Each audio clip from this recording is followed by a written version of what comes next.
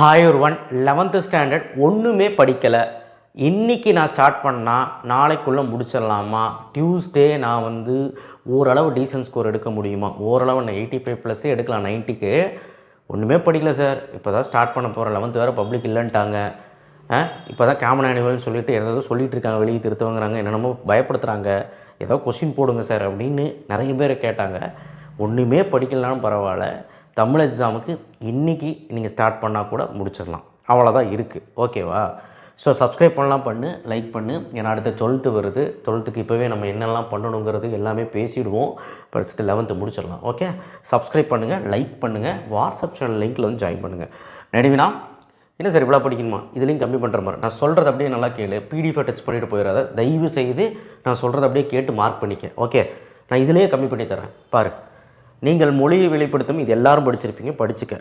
பௌத்த கல்வி, சமண கல்வி படிக்கணும். மதினாநகரம் படிக்கணும், சுந்தரராமசாமி படிக்கணும். சுந்தரராமசாமி போன வீடியோவில் சொல்லியிருக்க மாட்டேன்.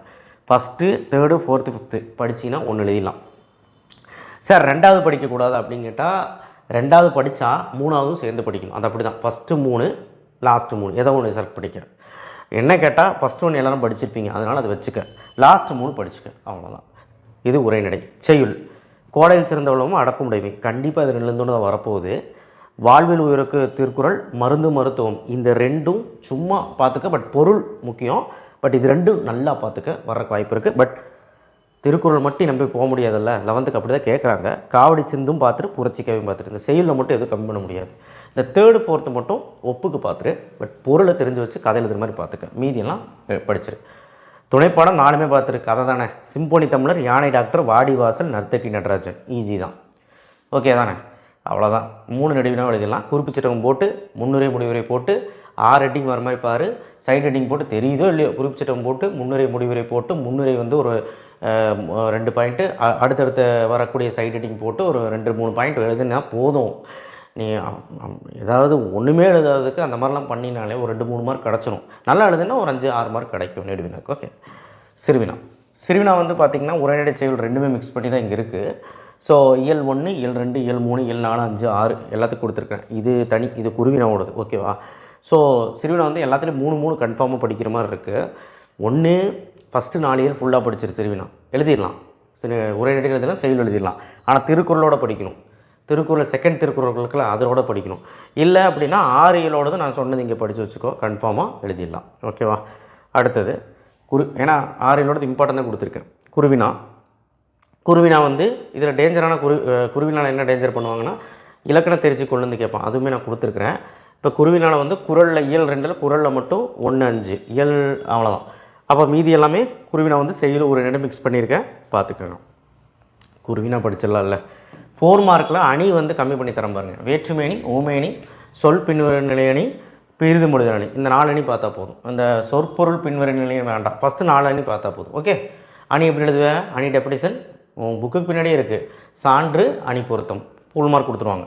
தமிழாக்கம் திறக்க கன்ஃபார்மாக வரப்போகுது, எழுதிரு. இந்த பேஜ் நம்பர்லாம் இருக்குது, கன்ஃபார்மாக படிச்சுட்டு போயிரு. 4 மார்க் கொடுத்துருவாங்க. நயம் பாராடக மையக்கருத்து ஒன்றுமே தெரியல, அந்த பாடலில் எழுதி விட்டு வேறு என்ன சொல்கிறது. மையக்கருத்து தெரிஞ்சதுன்னா ஒரு எழுதி தெரியும்னா 2 லைன் எழுதிட்டு, எதுகை, மோனை, இயல்பு. இயல்புனா ரைமிங் வேர்டு. எதுகை ஈஸி, மோனை ஈஸி. சின்ன வயசுலேருந்து படிக்கிறீங்க, அவ்வளோதான். 3 விஷயம் 4 விஷயம் எழுதினா போதும். பேஜ் நம்பர் 74 ஒரு 2 கொஸ்டின் இருக்குப்பா. அந்த பகுதி விகுதி அது சொல்லிட்டு பகுதி ரூல் பண்ண வச்சு ஒன்று இருக்குது. பட் இது ரொம்ப ஈஸி. இது பார்த்துட்டு போய் இது 4 மார்க் கேட்டுட்டு தான் இருக்காங்க. அதுக்கப்புறம் பற்றி அந்த கருத்து படத்தை புரிந்து கொண்டு இப்படி கொடுத்துருவாங்க. பிக்சரை கொடுத்துருவாங்க. அதை வச்சு நம்ம எழுதுகிற மாதிரி இருக்கும். பேஜ் நம்பர் 131 இருக்குது. அது கேட்டுட்டு தான் இருக்காங்க. ஓகே, ஃப்ளோ சார்ட் மாதிரி கேட்பாங்கன்னு நினைக்கிறேன். ஓகே, அது பார்த்துக்கோ. இலக்கண தேர்ச்சிக்கோள். இலக்கண தேர்ச்சிக்கோளில் ஏன் சொல்கிறோம்னா 2 மார்க்லையும் மிக்ஸ் பண்ணுவாங்க. 7 to 14 பயிற்சி இருக்குல்ல, அதுலேயுமே கேட்பானுங்க. ஸோ அதனால் இதெல்லாம் நீங்கள் ரொம்ப முக்கியமான கொஸ்டின் பார்த்துட்டு குருவினா மாதிரி தான் இருக்கும், சின்ன சின்னதாக, அவ்வளோதான். மனநம் 4 தான் இருக்குது. 4ல் என்னடா இம்பார்ட்டன்ட் சொல்கிறது, நீங்கள் படிச்சிருங்க. ஓகே, குறள் எல்லாமே படிச்சிருங்க. சார் எல்லாமே படிக்க சொல்கிறதுக்கு எதுக்கு சார் நீங்கள் என்னை திட்டுறது புரியுது, பட் வேறு வழி இல்லை. மனநமும் நம்ம எப்படி அது இம்பார்ட்டன்ட் சொல்ல முடியும்? 1 தான் கேட்குறான். 10th மாதிரி 2 கேட்டால் பரவாயில்ல, 1 தான் கேட்குறான். பயிற்சி பார்த்திங்கன்னா பயிற்சி ஈஸி தான், இல்லை 12th விட ஈஸி தான். பாருங்கள், மொத்தமாக 10 தான் இருக்குது. ஓகேவா? 10 தான் இருக்குது. கலைச்சொல் எல்லா இயல்லையும் பார்த்துரு. புணர்ச்சி, பகுப்பதர் உறுப்புகணம் ஃபஸ்ட்டு 3 இயலில் எல்லாமே பார்த்துரு. கண்டிப்பாக ஒன்று எழுதிடலாம். புக்குக்கு பின்னாடி செய்யுளுக்கு பின்னாடி இருக்கும். புக்கில் பாரு, எடுத்து புக்கில் பாரு, கைடில் பார்க்குறது. புக்கில் பார்த்தீங்கன்னா புணர்ச்சியும் பகுப்பதர் உறுப்புகளும் இருக்கும். அதே தான் கேட்பான். ஃபஸ்ட்டு 3 இயலில் ஃபுல்லாக பார்த்துட்டு போய்டு. ஃபுல்லாக பார்த்துரு, கண்டிப்பாக ஒன்று எழுதிடலாம். ஓகேவா?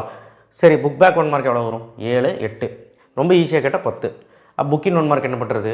புக்கின் 1 மார்க் வேணும்னா படிக்கணும்னு தோணுச்சுன்னா நூல்வழி நுழையும் முன் தெரியுமா தெரிந்து தெளிவோம் அப்படின்னு சொல்லிட்டு பாக்ஸ் கொடுத்துருப்பான் புக்கில்.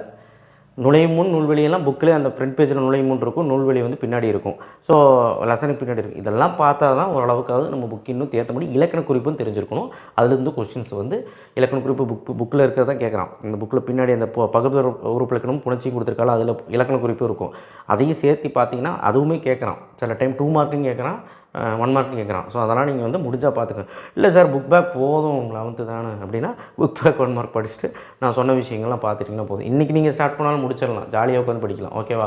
இன்றைக்கி நடுவினா முடிச்சுட்டு நாளைக்கு சிறுவினா குருவினா மத்தியானத்துக்குள்ளே முடிச்சுட்டு அப்புறம் 1 மார்க்ஸு அந்த 4 மார்க்ஸு எல்லாம் பார்த்துட்டிங்கன்னா ஜம்முன்னு இருக்கும். ஓகேவா? எல்லா எக்ஸாமுக்கும் பக்காவாக வீடியோ வந்துடும். நான் சொல்கிறத மட்டும் படிச்சுட்டு போங்க, அதுவே போதுமானது. தேங்க்யூ. ஷேர் பண்ணுங்கள், சப்ஸ்கிரைப் பண்ணுங்கள், மறக்காமல் பெல் ஐக்கனை ப்ரெஸ் பண்ணுங்கள். தேங்க்யூ.